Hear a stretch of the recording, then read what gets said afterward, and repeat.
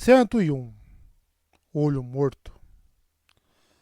Moelak é muito similar a Nergal, embora, em vez de inspirar fúria guerreira, ele supostamente concedesse visões do futuro. Nisso, o folclore e a teologia convergem. Visões do futuro têm origem nos desfeitos.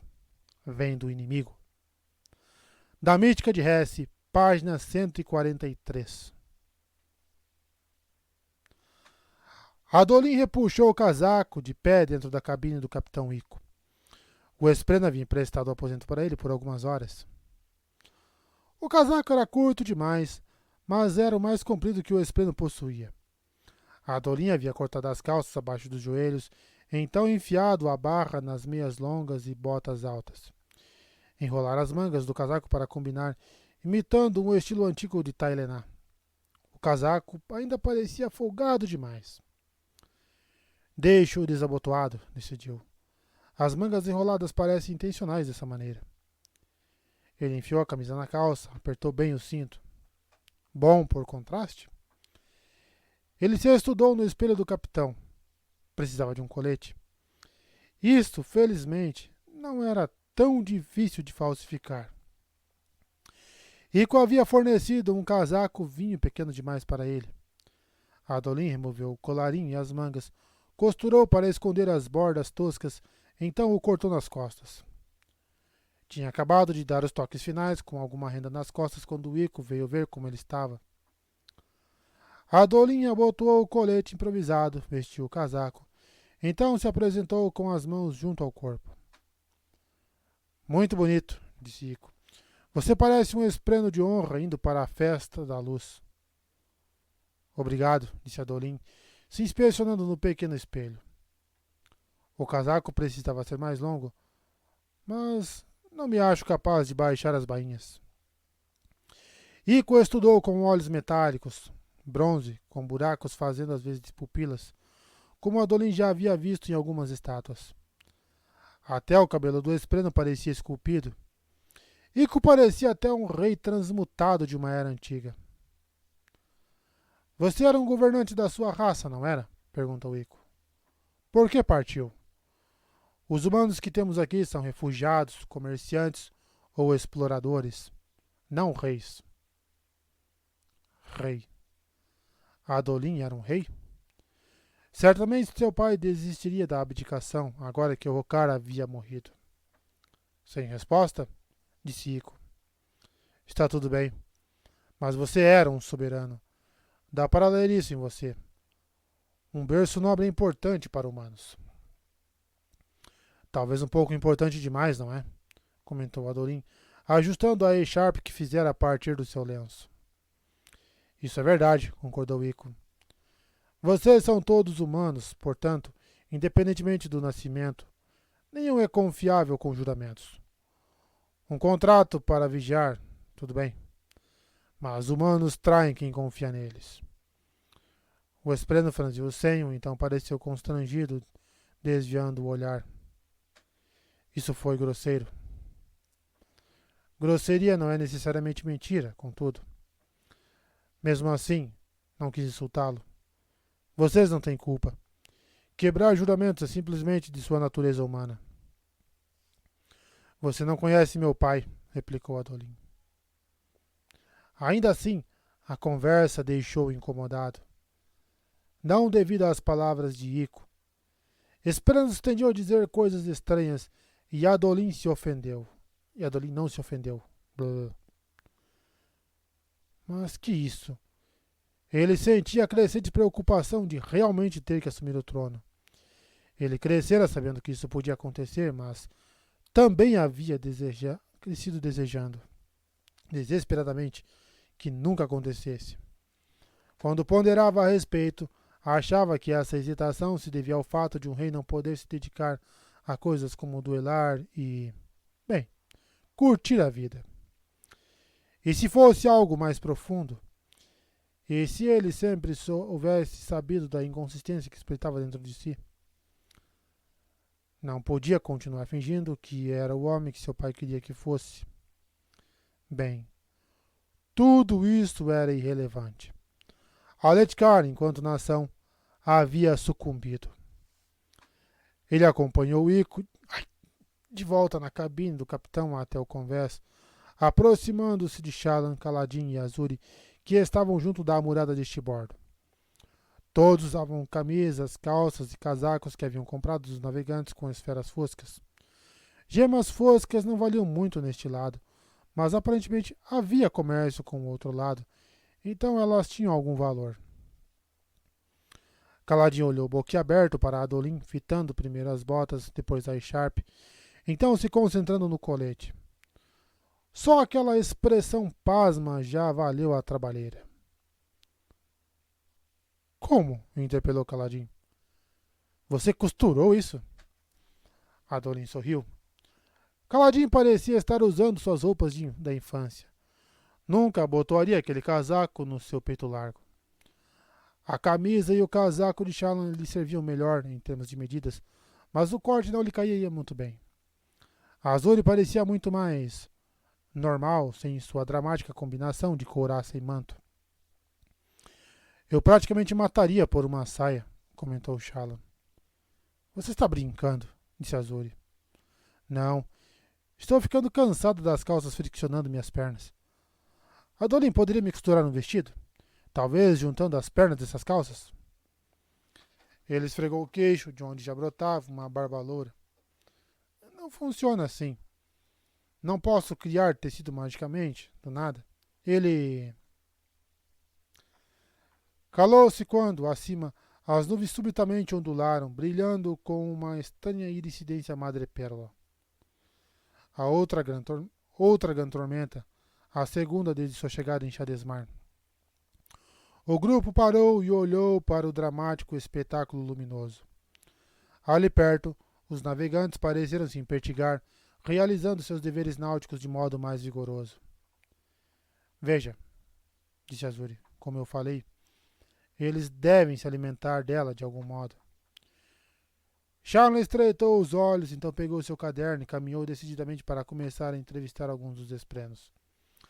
Kaladin se afastou para juntar-se à sua esprena na proa do navio, onde ela gostava de ficar. Adolin frequentemente notava que ele olhava para o sul, como se desejasse, ansioso, que o navio se movesse mais rápido. Ele se demorou junto ao flanco do navio, vendo as contas se chocarem mais abaixo. Quando ele levantou os olhos, percebeu que Azuri fitava-o atentamente. Você realmente costurou? Perguntou ela. Não houve muita costura envolvida, respondeu Adolin. A echarpe e o casaco escondem a maior parte do dano que causei ao colete, que costumava ser um casaco menor. Ainda assim, uma habilidade incomum para um membro da realeza. E quantos membros da realeza você conheceu? Mais do que você imagina. Adolin assentiu. Entendi. Você é enigmática de propósito ou é meio acidental? Azuri se recostou contra a murada, a brisa balançando seu cabelo curto. Ela parecia mais jovem quando não estava usando a couraça e o manto. 30 e poucos anos, talvez. Um pouco das duas coisas. Descobri, quando era mais jovem, que me abrir demais com estranhos não era bom para mim. Mas, respondendo à sua pergunta, eu conheci membros da realeza, incluindo uma mulher que deixou tudo para trás. Trono, família, responsabilidades. Ela abandonou seu dever? Aquilo era praticamente inconcebível. Era melhor ter no trono alguém que apreciava ocupá-lo. Ninguém aprecia o dever.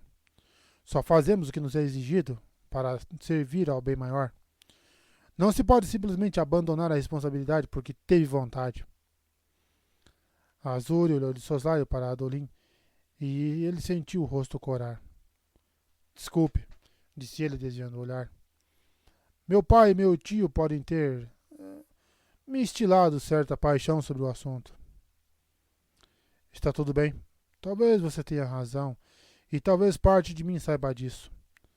Sempre me pego em situações como a de Kholinar, liderando a guarda da muralha. Eu me envolvo demais, então a abandono a todos.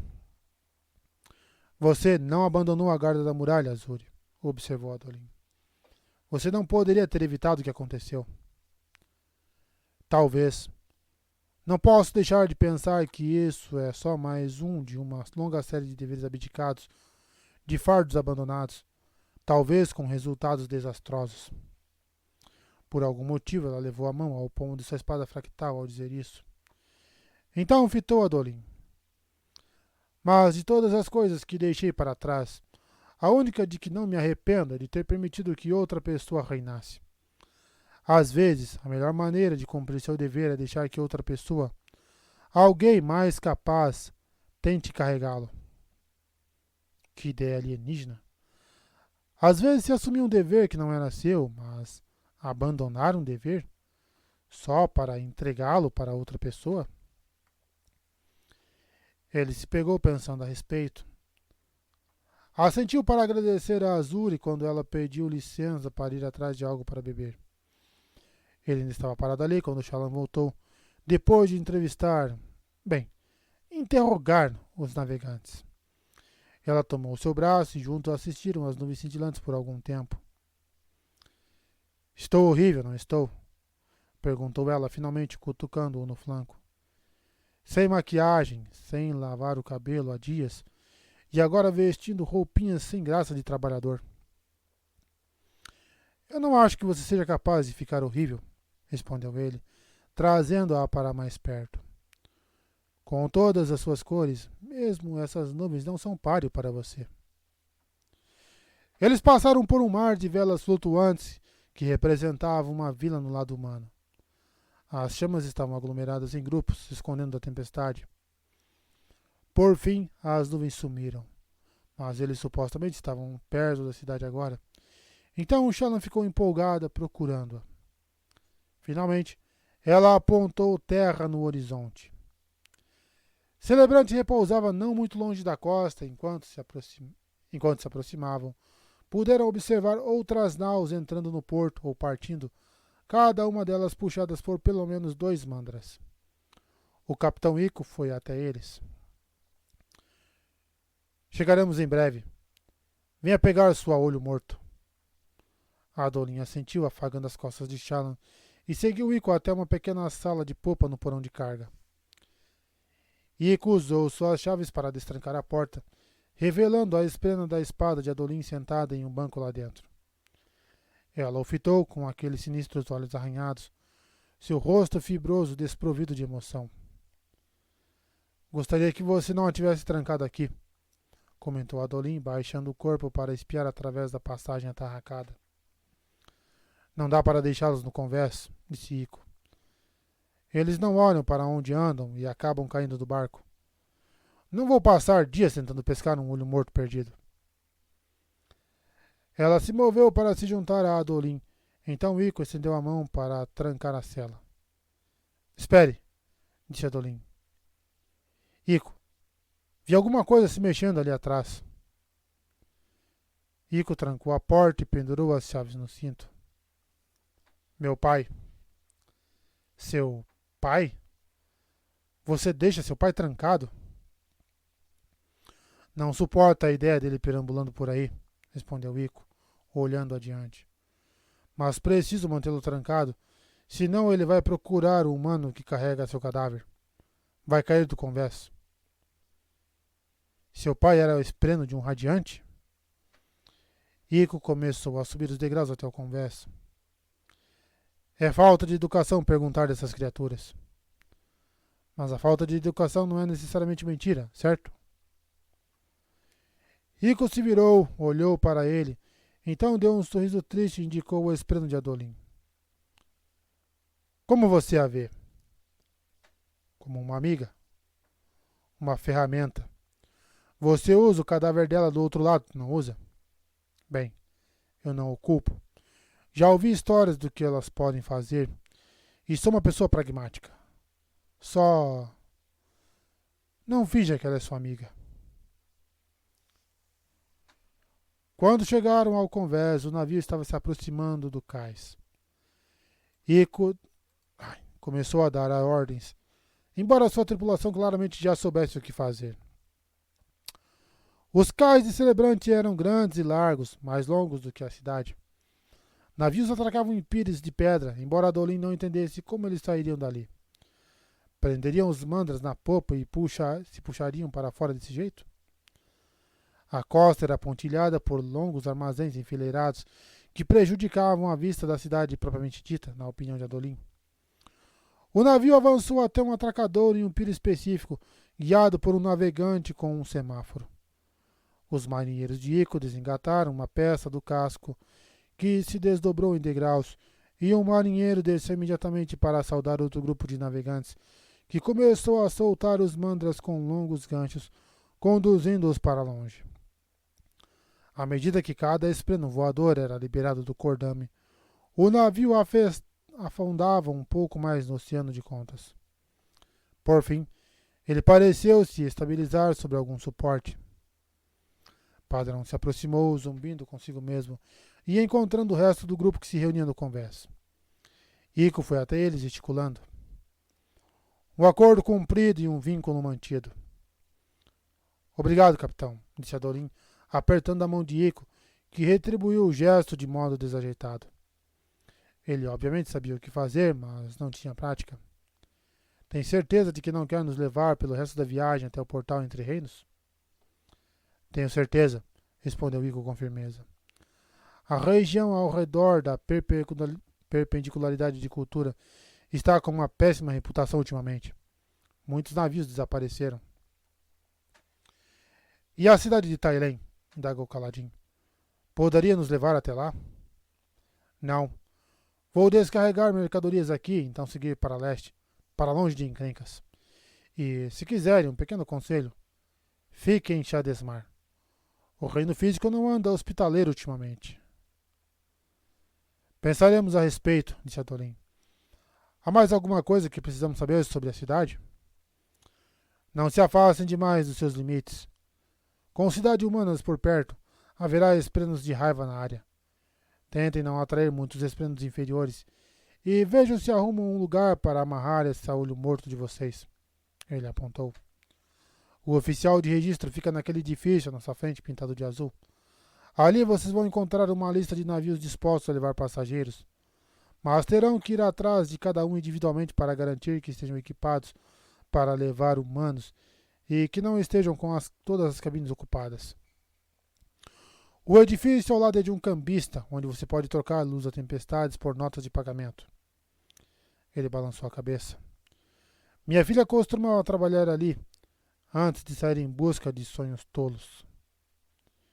Ele se despediu e o grupo de viajantes caminhou pela prancha de desembarque até as docas. Curiosamente, Sil ainda usava uma ilusão que a deixava com o rosto bronzeado aletiano, cabelos negros e vestido vermelho. Será que ser um esplêndido de honra era mesmo tão importante? Então, disse Adolin quando chegaram ao cais, como agimos agora? Quero dizer, na cidade. Eu contei nossos marcos, disse Shallan, mostrando uma bolsa de esferas. Faz bastante tempo desde que eles foram renovados, e quase certamente vão perder sua luz da tempestade nos próximos dias.